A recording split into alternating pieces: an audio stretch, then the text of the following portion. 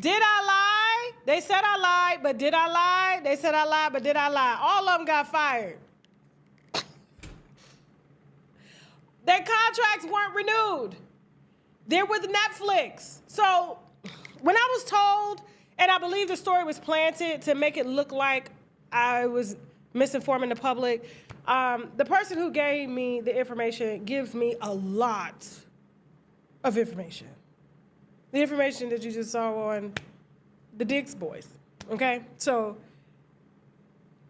when I was told that he didn't renew his contract with iHeart, it's because they didn't renew it in the same way.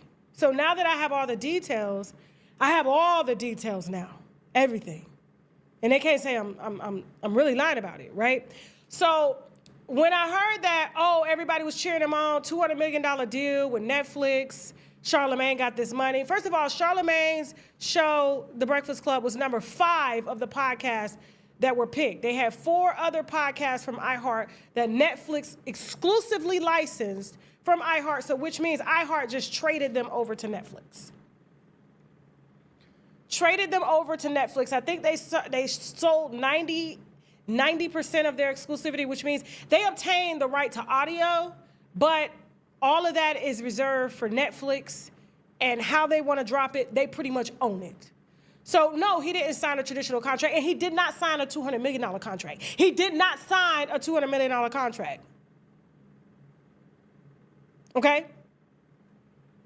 And his Black Effect network didn't sign either. Because they told me. The people that are assigned to him, they told me. Y'all welfare checks, if you're on welfare, is more than what Charlamagne is paying them on the Black Effect network. And you know what's so bad about the Black Effect network? Because a lot of y'all will say, oh, Tasha, you're hating. This is a good thing. Charlamagne gets a budget for the views and the streams that are brought in. And yeah, he gives them pennies. But what they're missing out on this type of deal is that they're running ads on these people's content. They don't get a fraction of the ad dollars that's being made off of these black podcasts that Charlamagne just, I own them. And so he can leverage them to say, this is what I need, this is how much ads you're making, and I'm gonna give them, and I'm gonna split up the funds here. Then his show gets picked up by Netflix, and it is a download deal. It's a vacuum cleaner deal. Like, how many vacuum cleaners can you sell? I told y'all that. And I've had people that are signed to the Black Effect tell me personally, you broke it down to the T. I was like, how does she know? Because I know the industry. I know the industry that I'm in. Nobody can come play with me when it comes to my numbers, my platform, what you gonna do for me? No. No, what can we do together? It ain't what you can do for me, because I know if you're trying to do something for me, what you trying to take from me? What is it that you see that I don't see? And I'm gonna figure out what it is that you don't see so I can leverage that more. But guess what? The Breakfast Club was a heavy competitor out here. And I'm gonna say something that's going to probably piss them off.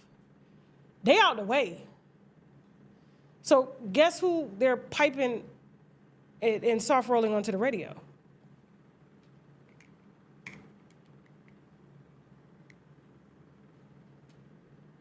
It's competition. It's a competitive landscape. Competitive landscape. Competitive, highly competitive. And the fact that Just Hilarious is out here telling the business. Look what she said, y'all. Look what she said. Go ahead. I ain't gonna lie, yo, since Breakfast Club been on Netflix, man, our engagement, our people be, all the fans that we built up over time, well, that they built up, I just got here, that they built up over time on YouTube, oh my God, they feel neglected because Netflix was like, nope, we want all of it. Y'all can't have no other social media presence, none. So now we gotta find other content to do that can go on our other platforms. But it's okay, because Just Hilarious got that in a bag, shorty. So make sure y'all tune into Just's Thoughts. So now she got a new show called Just's Thoughts on her Instagram page, because nobody watches her YouTube at all, okay? Nobody. And she's supposed to be a morning show host, okay? But I'm just saying, nobody watches it, so now she can't even do Just with the Mess. something she coined before the Breakfast Club, but she gave her intellectual property rights over to iHeart, and iHeart sold it to somebody else, and she don't have no say-so over something that she intellectually created before the Breakfast Club. So now she got to do just his thoughts.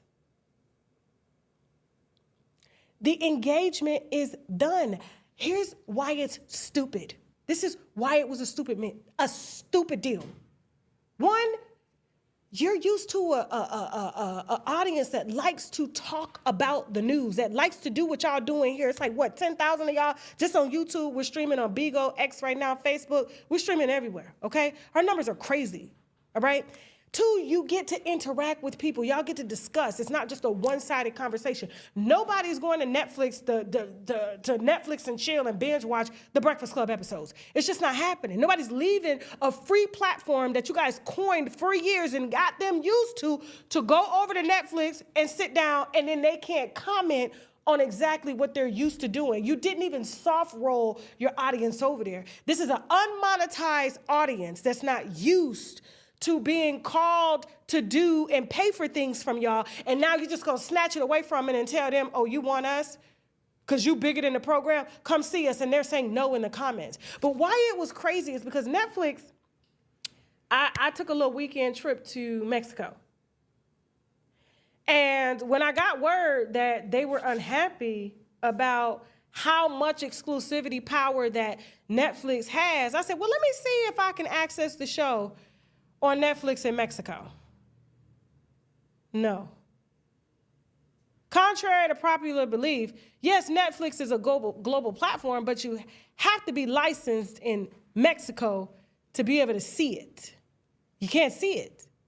I don't know how many other countries that is, but you take your audience, you take your show of a platform that gives you a global audience, global brand, that exposes you to people that would have never heard of you, and then you isolate them only to a U.S. market of Netflix because they haven't even got the license right to expand it. You're literally starting from scratch. I told you. And so Netflix loves to do things, and as soon as they do it, if it doesn't work, they're going to drop it. So now they've cultivated this movement, and now they're censored. The same thing they've been calling for them to do to me is censor me. Whole time, y'all are censored. Nobody hears what y'all are saying.